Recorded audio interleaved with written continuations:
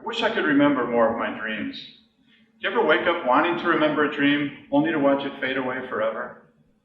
The first dream I remember was when I was around 7 or 8. It was the summer Mom was teaching me and my best friend how to swim in a small pool in the backyard. In my dream, the backyard was flooded. Not just a little bit, but all the way up to the top of the wood-slatted fence. And in my dream, I could breathe underwater. Fast forward to 2012, the year the Mayan calendar predicted would be the end of the world. It almost was for me. It was really a bad year for me personally, and by late summer I just had to get away somewhere and find some peace. But where to? Well, around 1950, my grandparents built a cottage on Lake Michigan that my mom, dad, brother, and extended family enjoyed for many years. It's now part of the Sleeping Bear Dunes National Lakeshore, so the cottage is gone, but it's still my favorite place in the whole world, so that's where I headed. I walked up and down the beach, feeling the warm sand in my toes, and was feeling better with every step. I even waded out into the lake a little bit and went in too deep and drowned the cell phone in my shorts pocket. I kept going farther up the coast. I hiked the bluff at Empires, and it was just a beautiful, pure Michigan day. So I decided to keep going. I went all the way up the fresh coast to Van's Beach in Leland, where the waves were really crashing. I was just amazed at how so many people were just in the water and splashing around. It really looked like fun. I was going to stay on the beach and eat a sandwich or read, but I thought, I just need to go in. And, you know, there's no danger. It's the Great Lakes, right? There's no sharks. So I'm going in. And I did. I stood there just near the shore, and the waves are crashing on me. I remember just looking up at the sun and feeling the warmth on my face. I found that peace that I've been looking for. And after a while, the water's getting a little deeper, and I start walking towards the shore, but I'm actually moonwalking back out into the lake. And I thought, this is strange. All of a sudden it's up to my chest, it's up to my neck, I'm treading water. And my brain starts working like a supercomputer, searching for anything that I ever learned that might explain what's going on here and how I can get out of it. And it came to me that this must be one of those rip currents. I heard about those on the ocean. I didn't know they were in the Great Lakes. Maybe I discovered them. But I even knew not to try to fight the current. And I got all this from the most educational television program of all time, Baywatch. It really was my #1 search result. So I knew not to fight it. I knew to flip over onto my back. But the waves were just relentless. I got into this rhythm of getting knocked down, climbing back up, taking a breath.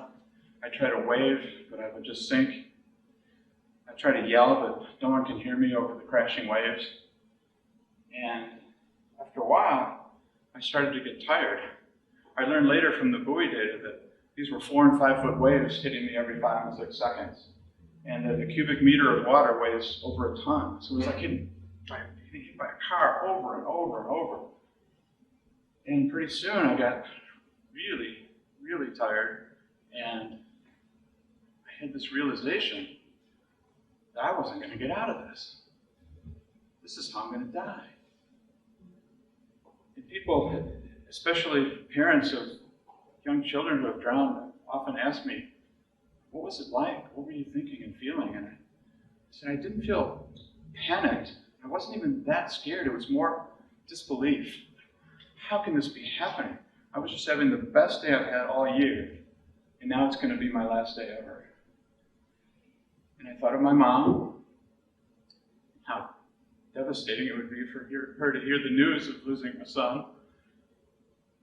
Springsteen song came in my head. Up to my heart, the waters rise.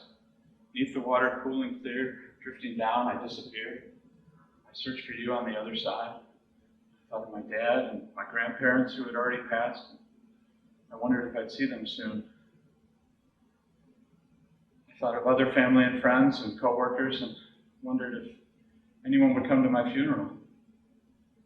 And I hoped that I would be able to breathe underwater, like in my dreams so many years ago. And then everything went dark, got quiet. I heard muffled voices as I felt that I was being carried. I sat down in something warm and I could start to understand the voices a little better, and they were asking me if I was okay, and I asked them if I was dead, because I really thought that I was. He said, no, you're on the beach. I said, I can't be on the beach. I was just out in the lake drowning. They said, someone saved you. I said, no one could have saved me. Nobody was around. I'm just arguing with them because I'm in shock. I can't see. And I hear the sirens, and they come and get me, and they take me off to the hospital. I remember on the way to the hospital that it came over the radio that they were trying to close down the beach, and I thought, good. Then we got to the hospital, and it hit me that I probably hadn't thanked whoever saved me. And I asked the EMT, I said, you got to go back and thank them for me.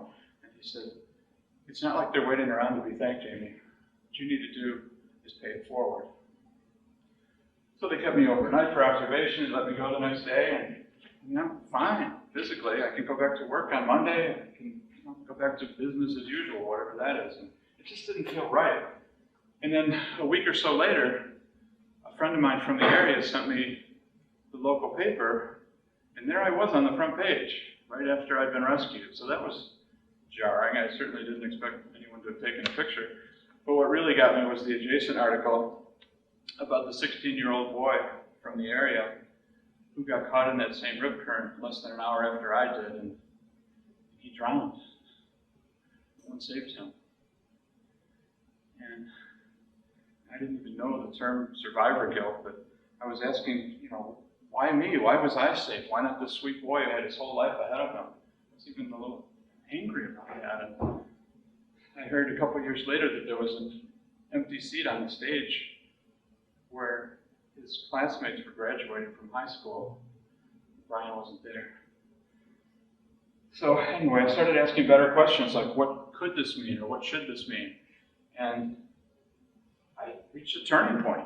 It occurred to me that I could use my communication background to raise awareness about these dangers, because I had just discovered rip currents in the Great Lakes, right?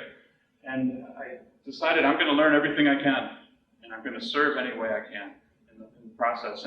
And I learned a lot of things. I learned that I didn't really discover them.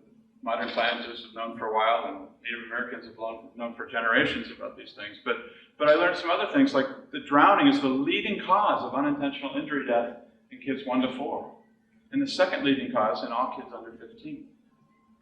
And that every day, on average, 10 people drown somewhere in the U.S., and they're all preventable. So we started planning some events, and after one of them, I think it was in Indiana, a bunch of us stayed after, and we were just talking about this, going, there are a lot of people working on this, but they're not working together. So we really needed to create a community of best practice. And that's when the Great Lakes Water Safety Consortium was born, and I was very honored to be asked to lead it. So our initial mission was to end drowning in the Great Lakes, but we realized that just didn't resonate with people. Nobody thinks they're going to drown. That happens to someone else, somewhere else, right?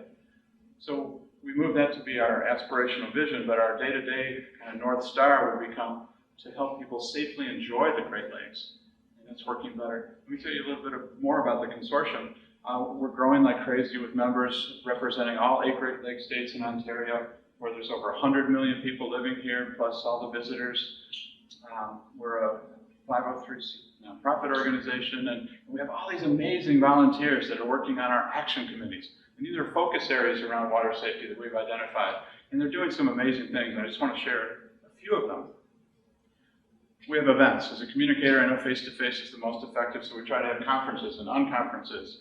And we pivoted to water safety virtual jam sessions, but we also have pop-up educational events we call wasabis, for Water Safety Big Idea.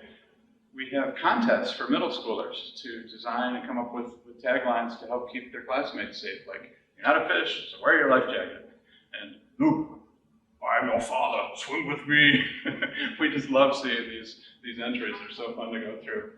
We also recognize heroes, whether it's part of their day-to-day job or whether it's someone that was just in the right place at the right time and had the knowledge to do the right thing safely and save someone, or people that have dedicated their whole careers or lives to water safety. We also have products like universal beach warning signs in English and Spanish, and we're trying to get these all around the 10,000 miles of Great Lakes coastline so that you're interrupted on your way to the beach, just to know that there might be some sort of danger to look out for, which, again, I had no clue.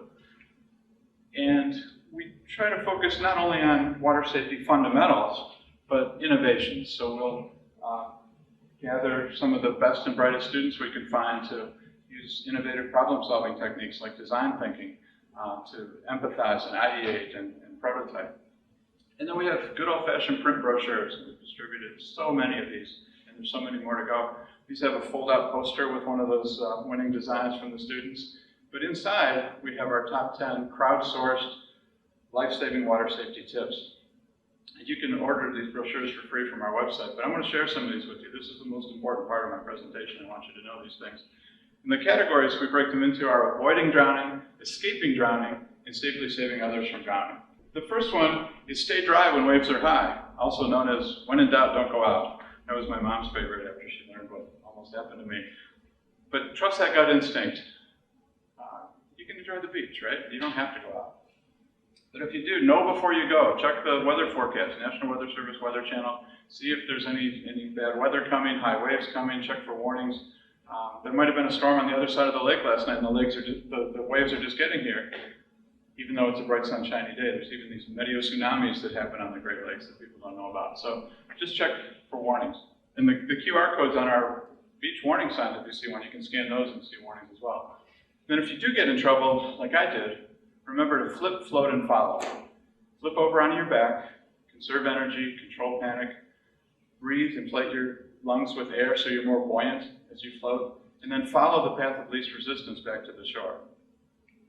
Now, I've been doing this long enough that I feel confident in saying that the Great Lakes are actually more dangerous for swimmers than the oceans, because salt water in the oceans makes you more buoyant, so you can last longer if you get in trouble and wait for help to arrive. People that come from the oceans to the Great Lakes feel like, they say, the water's weird here, it's heavy. So it is different. There are also more lifeguards on beaches around the oceans instead of at the Great Lakes. We're working on that. We're trying to get more. The best investment a community can make to keep their residents and visitors safe is lifeguards, who are the real-life superheroes. And on the ocean, even though the waves are bigger, they're farther apart, so you have more time to escape if you get trapped. And then the last thing is that they have piers on the ocean where the water just passes underneath. On the Great Lakes, we have breakwaters, even though we call them piers for some reason. But the water crashes into them. It can create these structural currents that push their way out towards the lake, colliding with the incoming waves, and it creates this washing machine effect. So if you jump off just for fun, or if you're walking on the pier to go get a close-up look at the pretty lighthouse, and get swept off by waves, it's going to be really hard to get back up on that pier safely. So that's why we stay clear of the pier, and why I believe that the Great Lakes are more dangerous. What's it? Oh yeah, the shark. I forgot about the shark. Okay, oceans have the sharks. So the next one is break the grip of the rip. Again, don't try to fight the force of the current. Even an Olympic swimmer can't fight the force of a rip current. Swim to the side. And then I say the last one is our most important one, and that is buy a life jacket, bring a life jacket, and wear a life jacket. I mean, don't expect that you'll be able to put one on as you're drowning. You don't put on your seatbelt as you're about to crash. You don't put on your bike helmet as you're about to fall. So don't think you can put this on as you're about to drown. Get a Coast Guard approved life jacket. Adults, get one too. Set a good example for the kids. Preferably something in bright colors, not blue or black.